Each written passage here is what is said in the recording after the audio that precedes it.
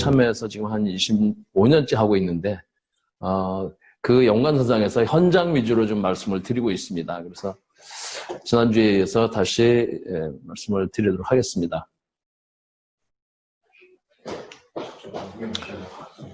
지난주에 말씀드렸던 내용을 조금 더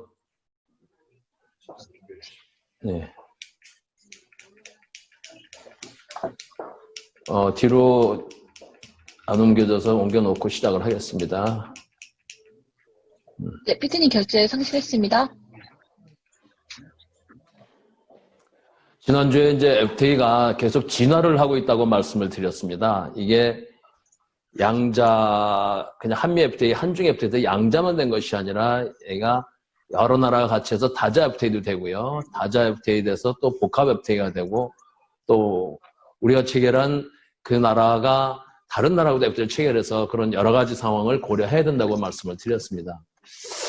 여기서 질문 들어왔던 걸 종합하고 조금 돼서 팁을 몇 가지 드리고 다시 시작을 하겠습니다. 사실 수출한다는 것은 참 어렵습니다. 국내외에서 사업을 한다는 것도 어렵지만 해외 쪽에 수출을 한다는 건 좀 더 어렵습니다. 그래서 해외 수출을 하기 위해서는 기존에 한 2가지 내지 3가지 정도만 고려했으면 됐는데 최근에는 여러 가지 고려할 사항이 참 많아졌습니다.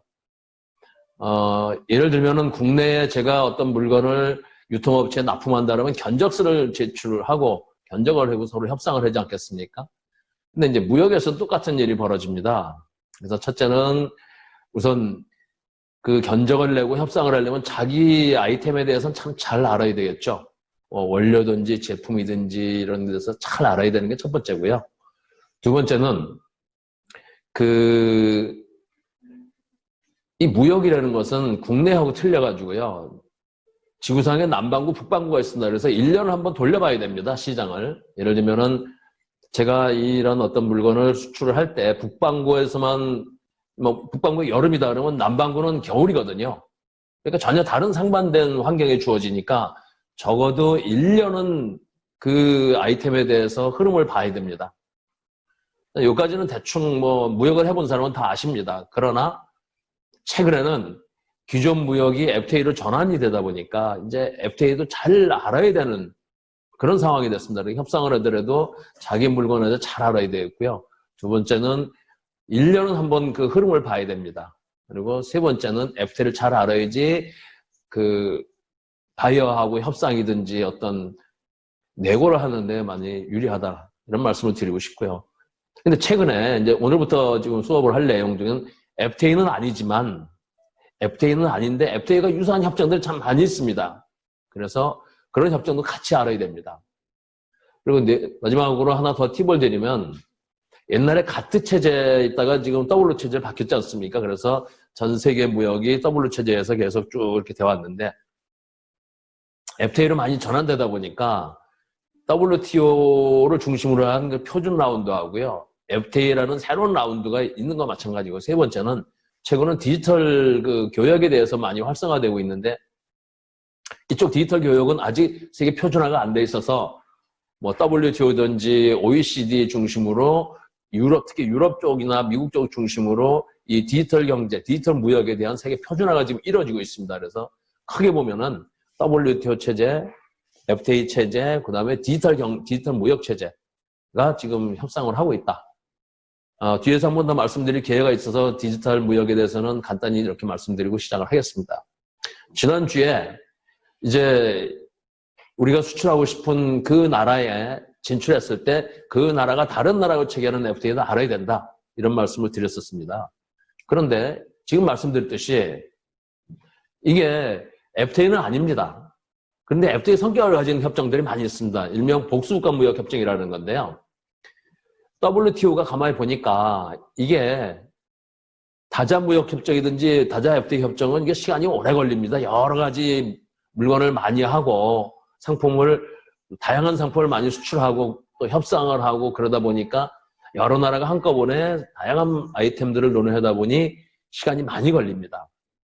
그래서 WTO가 특별한 분야만 떼서 일명 복수국가 협정이라고 합니다.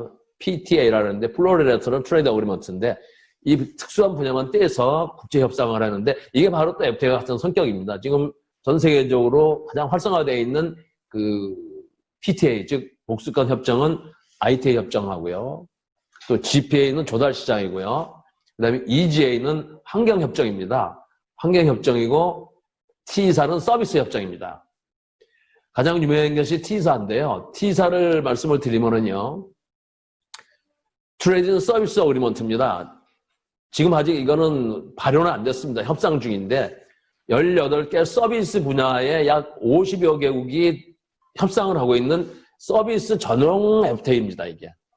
그러다 보니 이거는 18개 그 분야지 수만 가지, 수천 가지는 아닙니다. 그런데 원래는 이것이 FTA는 아니지만 그 분야는 전 세계의 FTA 성격이다. 라는 말씀을 드리고 싶고요. T사를 조금 더 설명드리기 위해서 여기 보시면은 금융 분야도 있습니다. 통신 분야도 있지만. 예를 들면은 저희 친구들이 은퇴하고 이제 보험을 하는 친구들이 참 많이 있습니다. 근데 제가 물어봤습니다. 한국에 있는 보험 상품, 뭐 생명보험이든지 손해보험 상품을 예를 들면은 뭐 인도나 유럽이나 미국에 팔 수 있냐 내가 이제 농담삼아 물어보면은 한국의 보험 상품을 다른 데 팔 수가 없죠. 그러나 만약 T사가 발효가 돼, 우리 한국도 여기 참여하고 있거든요. T사가 발효돼서 금융 분야에 있는 보험 관련 조항을 가지고 보험 상품을 만든다면은 그 보험 상품은 다른 나라에도 팔 수가 있게 되는 거죠. 그래서 저희와 지금 많은 그 보험회사들이 이런 논의를 좀 하고 있습니다. 과연 이쪽에 그 금융 분야가 어떻게 될 거냐. 여하튼 T사가 발효되면 여기 말씀드린 통신, 금융, 전자상거래, 뭐 에너지, 환경, 정보 조달처럼 이 분야는 거기에 참여한 업체들 분야의 FTA다. 그래서 이거를 복수권 무역 협정이라 한다. 그래서 FTA는 아니지만 일종의 그 분야의 FTA가 되겠습니다. 그 다음에요. 또 역시 PTA라고 하는데 줄여서 얘기하다 보니까 PTA인데 이거는 뭐냐면은 UN이나 WTO가 후진국들한테 혜택을 주는 겁니다. 앞에서 PTO는 플로레터니까 복수관이고요. 요거는 프레퍼렌셜입니다. 특혜 무역협정이라 합니다. 예를 들면 많이 들어보셨을 겁니다. GSP든지 APTA, GSTP, TNGC가 가장 유명한데요. 가장 그 유명한 것 중에 APTA라는 게 있습니다. 제가 한 30년 전에 무역을 하고 그럴 때는 APTA가 이게 방콕협정이라 그랬습니다. 방콕협정. 근데 이게 오래되다 보니까 웬만한 FTA보다 더 여기 혜택이 많이 있어요. 예를 들면은 한 30여 년 전에 에스카 주관으로 유엔 아시아 태평양 경제 이사회 산하에서 개도권 특혜 무역 협정입니다. 즉 다시 말씀 오른쪽에 보시면 중국, 인도, 스리랑카, 방글라데시, 라오스 여기 한국이 들어가 있습니다. 6개국이죠. 그 당시에 한 3, 40년 전에는 우리나라가 스리랑카나 방글라데시, 라오스 수준이 있었거든요. 그래서 너희 못 사는 나라들이 좀 관세도 무관세로 해가지고 좀 어떤 아주 약한 조건만 채우면 무관세로 해가지고 무역을 먹고 살아라. 라는 것이 유엔이 그 지도를 해서 6나라가 했던 APTA, 즉 방콕협정입니다.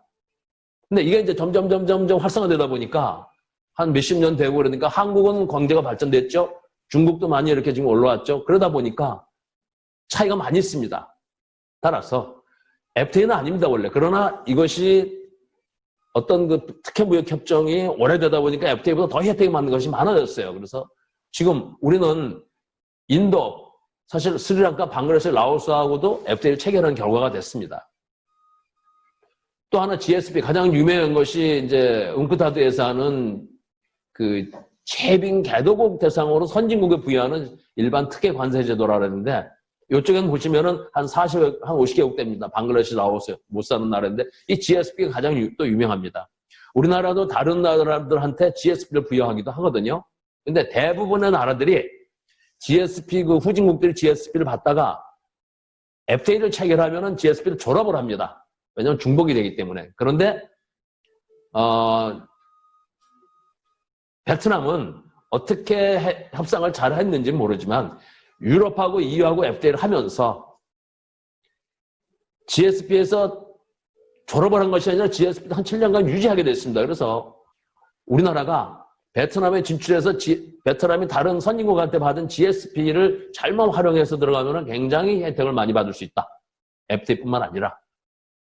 그래서 또 베트남으로 많이 몰리는 이유 중에 하나입니다. 그래서 이 복수관 협정 외에 똑같은 PTA라의 협정이 했지만 요거는 특혜 무역 협정이다.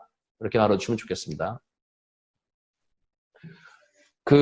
우리가 또 GSP를 부여해서 사례를 제가 아까 베트남 말씀드렸지만 미얀마가 있습니다. EU에서 미얀마에 GSP를 부여해가지고요. 우리나라 봉제나 이런 섬유업체들이 이걸 활용해서 유럽에 무관세로 수출하려고 지금 미얀마 많이 진출하고 있습니다. 따라서 GSP나 이런 것도 FTA는 아니지만 오래되고 많은 품목이 늘어나고 많은 나라가 있다 보니까 FTA보다 훨씬 더 유리한 것도 많이 있습니다. 그래서 일단 미얀마가 군사 독재에서 민간 정부로 이양하면서 발전을 지원하기 위해서 미국이나 유럽이 특혜 관세 GSP를 많이 부여했습니다. 우리 기업들은 이걸 좀 적극적으로 활용해야 되겠다라는 말씀을 드리고요. 아까 말씀드린 대로 APTA가 이렇게 많은 품목이 이렇게 됐습니다. TV 같은 것인지 뭐 관세율이 굉장히 점점 낮아지고 있거든요. 중요한 것은 이 APTA 관세율이 한중 관세보다 낮은 품목이 1000개나 답니다. 1000개나.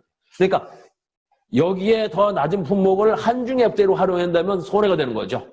그래서 종합적으로 우리가 수출 지원이든지 컨설팅 할 필요가 있다. 따라서 한중 FTA보다 이 APTA에 더 관세율이 낮은 것은 이거를 활용할 필요가 있다라는 말씀을 드리고 싶고요.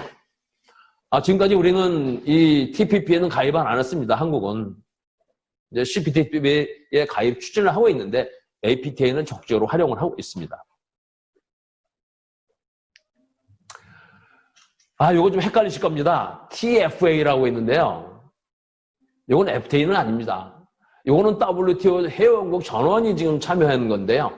무역 원활화 협정이라 가지고 원산지 통관 관련 전 세계적 협정입니다. FTA는 몇십 나라가 모여가지고 양자 또는 다자가 해서 특혜 무역 협정을 하는 거지만 요거는 WTO 차원에서 전 세계 가입한 나라들은 다 적용될 수 있는 그런 협정입니다. 근데 이게 원산지 통관 관련 또 FTA가 마찬가지예요. 근데 요거는 무역 원활화 협정이라고 Trade Facilitation Agreement 하니까 이게 이제 17년 7월 달에 발효됐는데 얘가 엄청난 혜택을 갖고 있습니다. WTO 회원국 164개국이 이거를 지키니까요. 따라서 아직은 큰 혜택을 못 느끼지만 선진국들이나 후진국들이 이거를 잘 지키기만 한다면 엄청난 효과가 있다. 우리나라 대외정책연구원에서 발표한 거 보면 회원국들이 무역 완화라 협정상의 의무를 완전히 이행하면 중장기적으로 우리나라 수출이 엄청 늘어날 거다. 3%에서 6%까지 늘어날 거다. 이렇게 얘기하고 있습니다. 일자리도 많이 늘어난다고 그래요. 이것도 사실은 FTA는 아닙니다만은 WTO 차원에서 통관 절차 간소화나 통관 관련된 협정을 했는데 이것이 그 분야는 또 FTA다 라고 말씀을 드리고 있습니다. 또 재밌는 거 하나 혹시 무역을 해보신 분들은 아시겠지만 ATA 까르네라는 게 있습니다. ATA는 어드미션 이게 템포럴 에너지 불어와 영어의 합성어라 그러는데요. 이거는 저희는 그냥 무관세 임시 통관증이라고 합니다. 그냥 ATA 까르네라고 합니다. 무역하는 사람은 그걸 다 알고 있는데요. 이 뜻, 이거는 뭐냐 하면은요. 기존에 FTA 말고 ATA 협약을 한 나라들이 협약을 했습니다.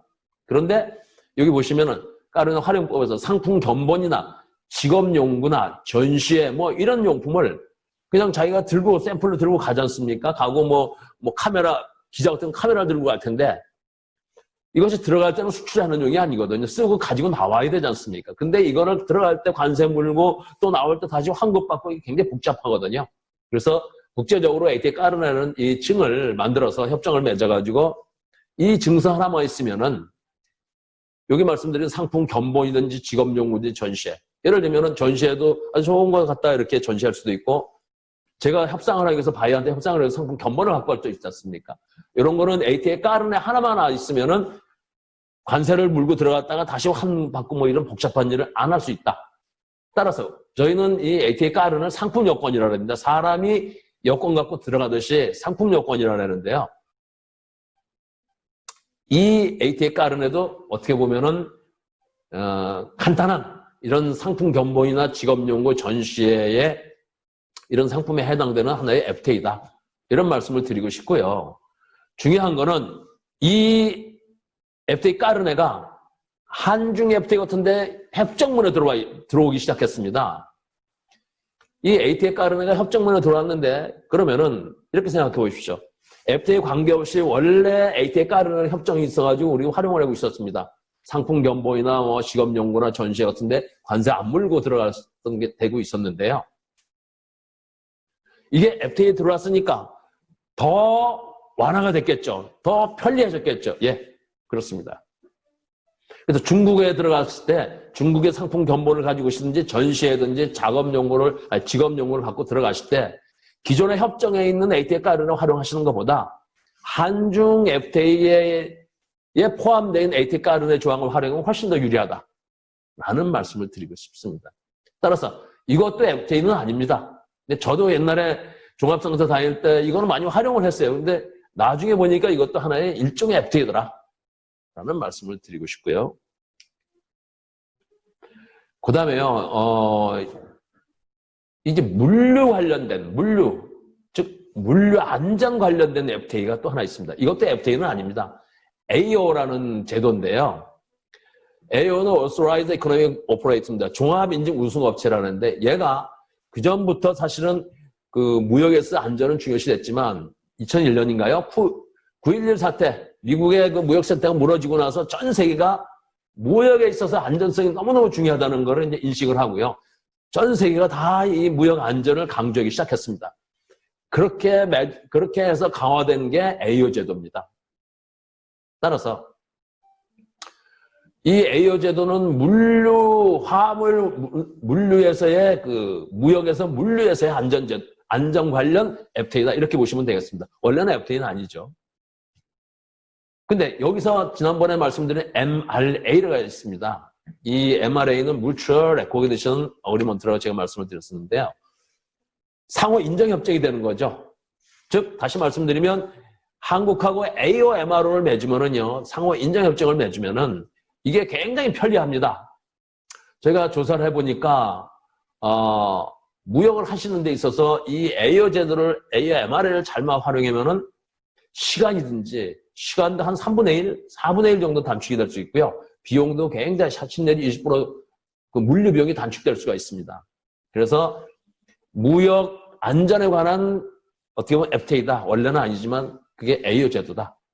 이렇게 말씀드리고 싶고요. 여기서 저희가 이제 물류 컨설팅을 할 때 이 AO 제도를 굉장히 활용을 합니다. 예를 들면요. 제가 이것을 뭐 20피트 컨테이너든지 뭐 40피트 컨테이너가 한 컨테이너를 수출한다고 가정을 하겠습니다. 저는 공장에서 나올 때부터 운송업체도 AO 제도를 하고요. 뭐 예를 들면 하역업체, 상역업체, 창고업체, 뭐 그다음에 이제 그 선사 있지 않습니까? 선사. 그다음에 포워더 있지 않습니까? 포워더 이런 사람들을 AO 제도를 가진 사람들로 그 물류 가치사슬을 연결하는 거예요. 그리고 미국, 우리가 지금 체결한 미국, 캐나다, 싱가포르, 뉴질랜드 이런 쪽하고 AO MRO를 맺은 쪽에 이 증빙을 해서 보내면요. 훨씬 더 빨리 시간도 절감되고 비용도 그 물류 비용도 절감할 수 있습니다. 따라서 여기 계신 여러분들께서는 수출을 하시든지 수입을 하실 때 그 물류상의 기업들이 다 AO 제도를 인증을 딴 기업들만 활용하시면 굉장히 비용이 절감된다. 이것도 사실은 FTA는 아니지만 일종의 물류 안전 관련된 FTA다. 이렇게 말씀드릴 수 있습니다. 자, 그런데 최근에 아시아 태평양 지역의 여러 가지 FTA가 이제 뒤에서 한 번 더 강조드리고 그러겠습니다만은 많이 되고 있는데 이미 말씀드린 것도 있습니다. CPTPP라는 것도 말씀을 드렸고요. TPP가 원래는 미국이 빠져나가서 CPTPP 됐고 RCEP이라는 것도 있고 뭐 아세안 플러스 3 요거는 지금 안 되고 있고요. 요게 RCEP으로 진화했습니다. 그래서 여러 가지 다자 공동체가 이렇게 많이 되고 있다. 근데 여러분들께서는 여기서요. 이 다자 공동체의 교집합 국가를 잘 보셔야 됩니다. 그런 쪽이 FTA를 활용해서 우리가 수출하기도 굉장히 편하고 또 비용도 절감할 수 있다. 그런 말씀을 드리고 싶고요. 이건 다시 한번 설명을 드리겠습니다.